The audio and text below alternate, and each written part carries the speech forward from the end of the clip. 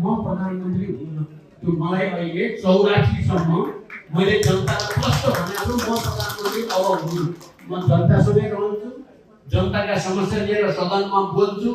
तर प्रधानमन्त्री हुने रेसमा अब कम्तीमा 84 सम्म त म छँदै छैन किनभने यो भ्रम कसैलाई नरहोस् तर केही हुन्छ भन्ने विविध कारणले भनेको छु तपाईहरु आफैले पनि अध्ययन गर्नु होला यो ठुलो कुरो नठान्नुहोस् यसलाई अब अर्को कुरा तपाईले भन्नुभयो सरकारमा हुँदा एउटा र अर्को सरकार बाहिर जाँदा अर्को भन्ने कुरा माओवादीलाई त्यो आरोप लाग्न सक्दैन त्यो आरोप मेरो थाहा नै तपाईले मैले यति भनिराखे बिहानदेखि कि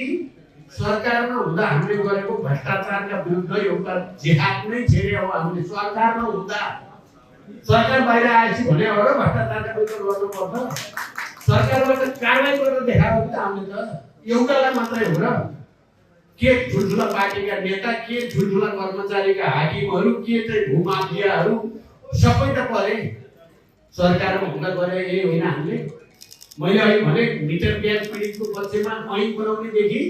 नागरिकता विहीन भएका युवाहरूको घाउमा मलमपट्टि लगाउने काम गर्यौं सरकारमा हुँदा हामीले आर्थिक विकासको निम्ति कति दिनुपर्छ भनेर काम गर्यौं सरकारमा हुँदा तर हामीले त्यो राम्रो काम गरे बापत हटाइयो हामीलाई सरकारबाट कसले हटाए भ्रष्टहरूले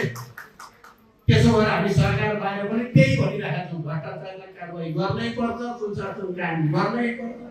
आर्थिक विकास गर्नै पर्छ भने हुनाले